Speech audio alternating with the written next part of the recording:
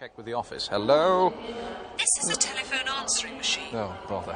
Judith Han is out at the moment. Would you leave a message as soon as you hear the tone? Thank you. Judith, it's me. No, it isn't. Forget it. You've got to be in the mood to get that sort of thing right.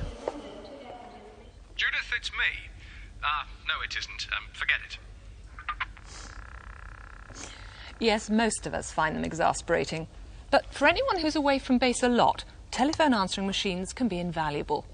And if they were cheaper and a bit more convenient to use, more people would decide to have them in their own homes. You'll notice that because Michael hung up so quickly, I've got to play through yards of tape to get to the next message. Hello, Judith. Just to confirm, we are, after all, filming in Norwich on Tuesday. Bye. Bye. The more expensive machines use two tape mechanisms. One is to carry my message, this is a telephone answering machine, etc. And the second tape records whoever's phoning in. Although this class of machine will cost you around £130 or even more.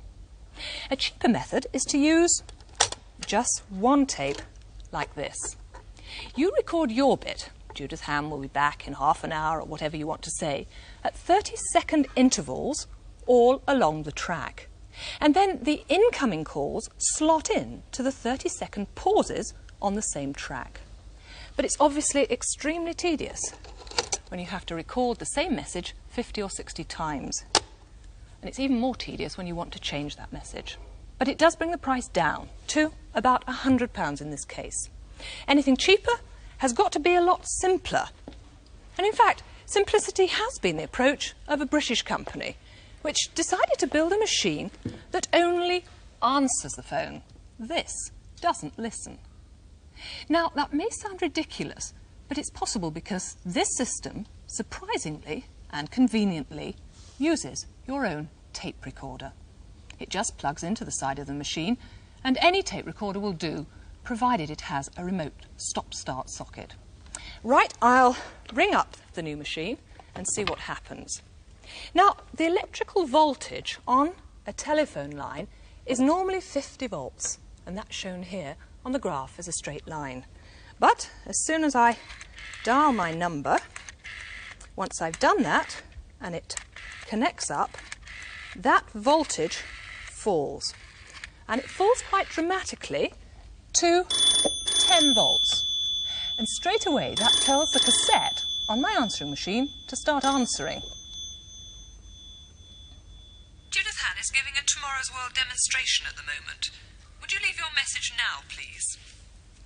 As soon as that stops, it turns on the tape recorder, which does mean there's another advantage. There's no 30-second fixed slot here, so the tape will continue to record until I hang up.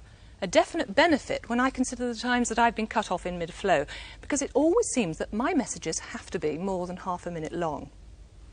When I put down this handset, the voltage on the post office line will drop right down to 0, like that, for just a moment. Then, solid-state logic in the new machine detects that 0 and switches off my recorder. Watch. The tape's now ready for the next message, so there are no long pauses to wait through. All my messages are butted up neatly end to end. And that's something only the more expensive machines have been able to do in the past.